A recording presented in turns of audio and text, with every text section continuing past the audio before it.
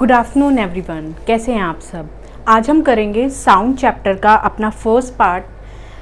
Sound chapter में हम 2 videos cover करने वाले हैं जिसमें हम बेसिक पार्ट कवर करेंगे अपना। और ये जो मैंने यहाँ पे डाटा लिखा है साउंड चैप्टर का वो इम्पॉर्टेंट है सारा का सारा। साइड बाय साइड मैं आपको बताऊँगी जो सबसे ज़्यादा इम्पॉर्टेंट होगा। You have to keep a mark on it, आपको उसे मार्क करना है।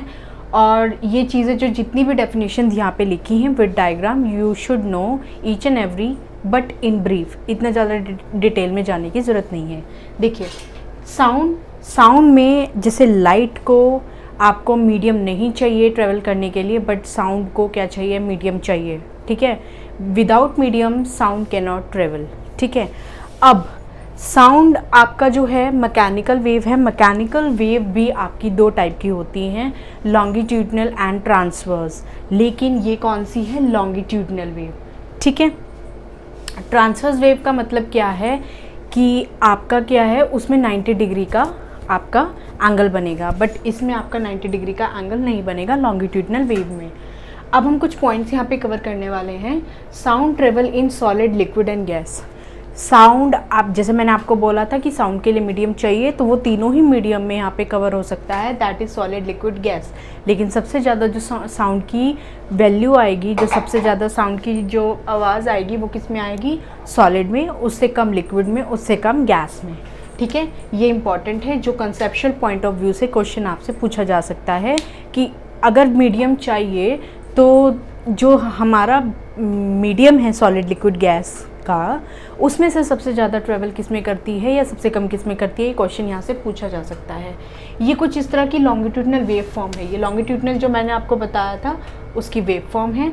लॉन्गिट्यूडनल वेव फॉर्म में हमारे compression, rarefaction, compression, rarefaction, compression, ये जितनी ज़्यादा आपकी वेव्स पास में आ जाएंगी, फ्रिक्वेंसी उतनी ज़्यादा है रिपीटिशन होने की, मतलब एक ही चीज़ बहुत जल्दी जल्दी रिपीट हो रही है। और जो ये दूर दूर आपकी वेव फॉर्म्स आ रही हैं जिसे हम रेयरफैक्शन बोल रहे हैं, उसकी क्या फ्रिक्वेंसी कम है एज़ कम्पेयर टू कंप्रेशन। आपके 2 वर्ड यूज़ होते हैं लॉन्गिट्यूडनल वेव में, एक कंप्रेशन एंड रेयरफैक्शन। लेकिन अगर आप ट्रांसवर्स वेव की बात करें जिसमें आपका एंगल 90 डिग्री का बनता है, ठीक है, उसमें आपकी 2 वर्ड्स यूज़ होते हैं, क्रेस्ट एंड द ट्रफ। ठीक है, ये आपके 2 वर्ड यूज़ होते हैं। कंप्रेशन में क्या है, पार्टिकल्स आपके जो हैं बहुत पास हैं। रेयरफैक्शन में क्या है, पार्टिकल्स आपके बहुत दूर हैं और फ्रिक्वेंसी का रिपीटिशन कम और ज़्यादा है। ये याद करने की ज़रूरत नहीं है, बस आपको वेव फॉर्म थोड़ा सा माइंड में होना चाहिए। मेन तो ये है कि लॉन्गिट्यूडनल वेव है, ये मैकेनिकल और लॉन्गिट्यूडनल वेव का पार्ट है। इसमें पहला क्वेश्चन ये है, some important points related to wave cycle. Wave cycle से रिलेटेड कुछ इंपॉर्टेंट पॉइंट्स है जो हम यहाँ पे डिस्कस करने वाले हैं, और यहाँ पे टोटल 9 पॉइंट्स लिखे हैं। उसके अलावा जो नेक्स्ट वीडियो होगी उसमें और इम्पॉर्टेंट पार्ट्स कवर होंगे, वो सारे ही इंपॉर्टेंट रहेंगे एग्जाम के लिए। वेवलेंथ को हम लोग लैम्डा से हम लोग रिप्रेजेंट करते हैं, लैम्डा। ठीक है, डिस्टेंस बिटवीन 2 क्रेस्ट और 2 ट्रफ, मतलब आपकी एक वेव साइकिल है, उसमें 2 वेव के बीच में डिस्टेंस। देखिए सपोज करिए ये आपका क्या है, ये आपकी वेव साइकिल है, this is your wave cycle. तो ये क्रेस्ट हो गया और ये नीचे वाले जो बनेंगे वो ट्रफ हो गया। तो या तो ये डिस्टेंस ले लो आप, ठीक है, या ये डिस्टेंस ले लो। तो ये क्या हो गया, डिस्टेंस बिटवीन 2 क्रेस्ट या 2 ट्रफ या 2 क्रेस्ट के बीच में जो आपका डिस्टेंस होगा, दैट इज़ योर वेवलेंथ। उसको हम लैम्डा से रिप्रेजेंट करते हैं और इसकी SI यूनिट हम लोग लेंगे एंगस्ट्रॉन्ग में।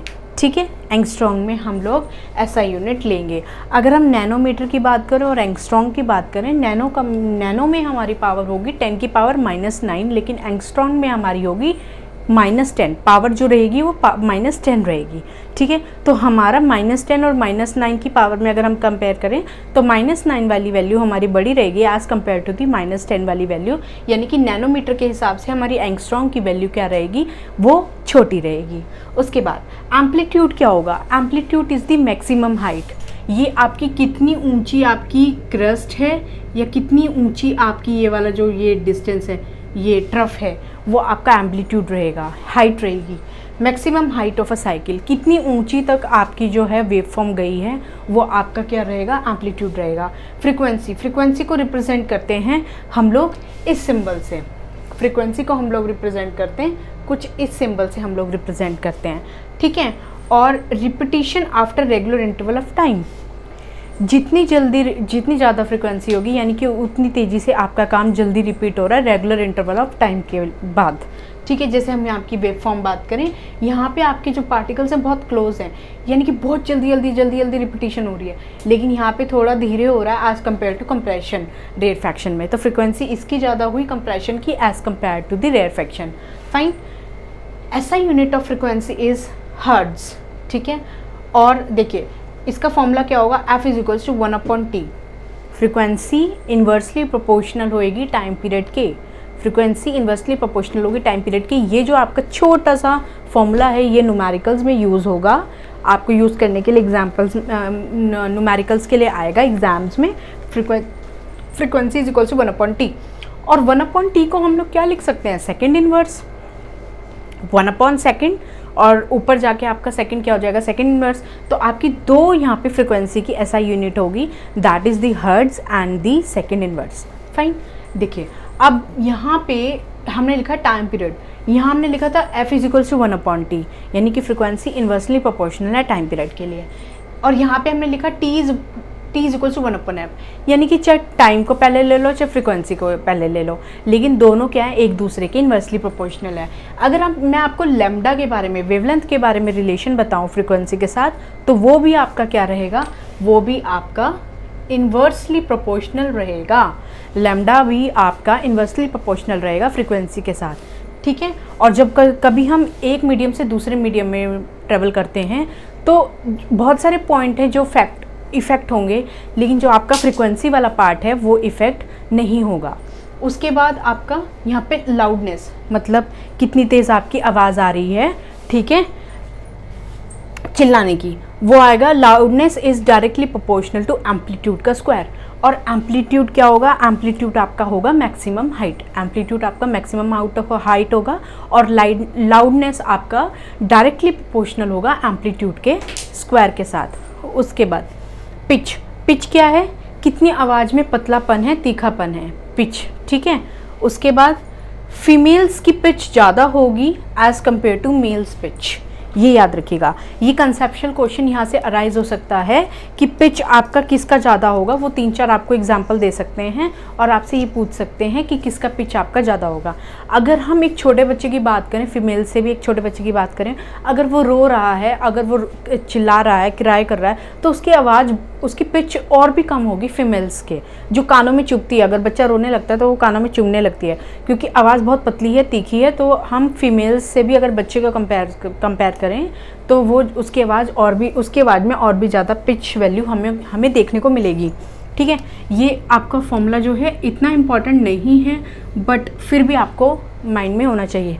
लेकिन ये वाला जो एक छोटा सा फॉर्मूला है, ये वाला जो फॉर्मूला है ये इम्पॉर्टेंट है, ये एग्ज़ाम में यूज़ होगा कहीं ना कहीं, चाहे आप कंसेप्चुअल बेस यूज़ करें चाहे आप न्यूमेरिकल बेस यूज़ करें। उसके बाद इंटेंसिटी, ये आप मार्क कीजिएगा, ये कंसेप्चुअल के लिए अच्छा है। इंटेंसिटी मतलब साउंड इंटेंसिटी, साउंड की क्षमता। साउंड की क्षमता means power by area, power की यूनिट होगी वॉट और एरिया की मीटर स्क्वायर, और इस कंप्लीट वैल्यू को हम डेसिबल बोलते हैं।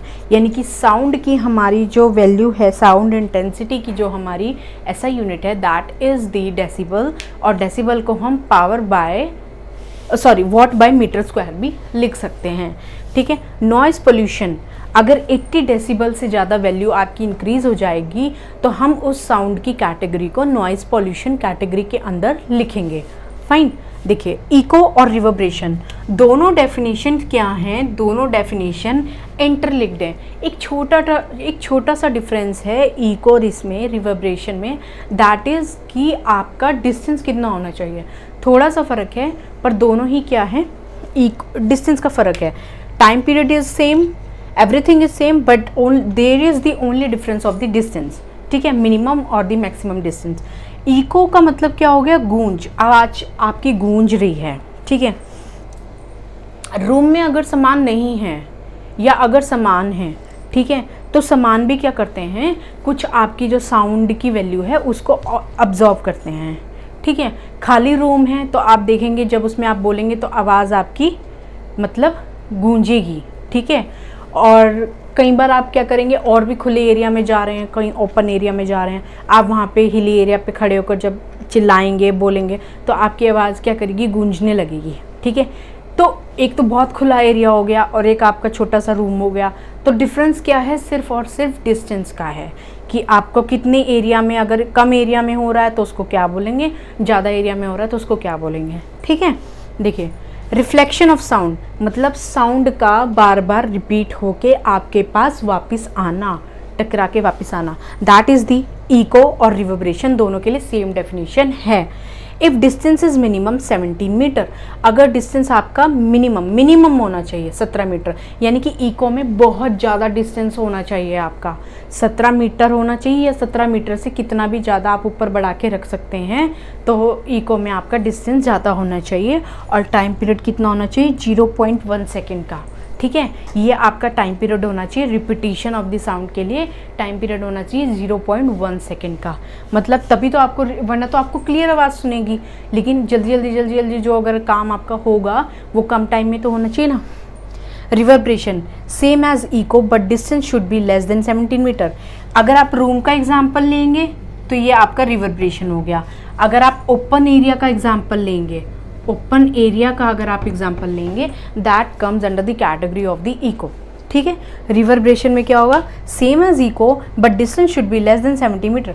17 मीटर से कम होगा रिवर्बरेशन, 17 मीटर या 17 मीटर से ज़्यादा में आपका क्या बनेगा, आपका बनेगा इको। ठीक है, ये दोनों डेफिनेशन इंपॉर्टेंट है और मेन पॉइंट इसमें जो है वो डिस्टेंस का रहेगा, वो डिस्टेंस का आपका मेन पॉइंट रहेगा। उसके बाद पिच का आपका जो कंसेप्चुअल बेस्ड क्वेश्चन है वो आपको याद होना चाहिए। साउंड इंटेंसिटी की यूनिट आपको याद होनी चाहिए। लॉन्गिट्यूडनल वेव, मैकेनिकल वेव, ये आपको पता होना चाहिए कि साउंड लॉन्गिट्यूडनल वेव है, मैकेनिकल वेव एक बार को आप चाहे याद करें ना करें। उसके बाद एक कंसेप्चुअल क्वेश्चन ये है, एक फॉर्मूला जो आपको याद करना है, that is the T is inversely proportional to frequency और lambda is inversely proportional to frequency। ये याद रखिएगा, यानी कि फ्रीक्वेंसी T और लैम्डा मीन्स वेवलेंथ और T इज़ टाइम पीरियड, दोनों के क्या है, इन्वर्सली प्रोपोर्शनल है। ये पूरी वीडियो आपके लिए यूजफुल रहेगी एग्जाम के लिए और mostly for the conceptual questions. ठीक है, I hope you like this video. In the second video of the sound I will cover again some important topics. Thank you so much and have a nice day.